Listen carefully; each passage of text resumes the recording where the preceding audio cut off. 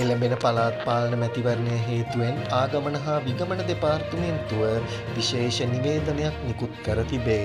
එහි සඳහන් ඇත්තේ පළාත් පාලන මැතිවරණ රාජකාරී කටයුතු හේතුවෙන් මැයි මාස 5, 6 සහ 7 යන දිනවලදී විදේශ ගමන් බලපත්‍ර නිකුත් කිරීමේ එක් දින හා සාමාන්‍ය සේවාවන් සැපයීම සීමා කිරීමට සිදුවන බවය.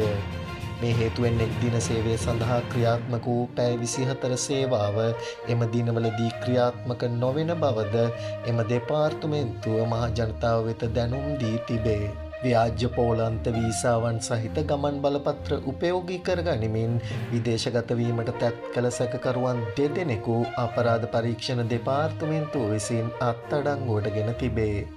අදාළ සැකකරුවන් ව්‍යාජ පෝලන්ත වීසාවන් සහිත ගමන් බලපත්‍ර උපයෝගී කර ගනිමින් කටාර් හරහා පෝලන්තයට විදේශගත වීමට තැත් කිරීමක් සම්බන්ධයෙන් අපරාධ පරීක්ෂණ දෙපාර්තමේන්තුවේ කටුනායක ඒකකය මගින් විමර්ශනයක් ආරම්භ කර තිබුණි.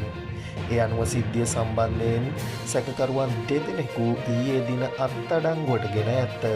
අත්අඩංගුවටගත් සැකකරුවන් අවුරුදු 31 හා අවුරුදු 38 වයස් වල පසුවන දෙමෝදර හා බෙලිගල ප්‍රදේශයේ පදිංචිකරුවන් වේ.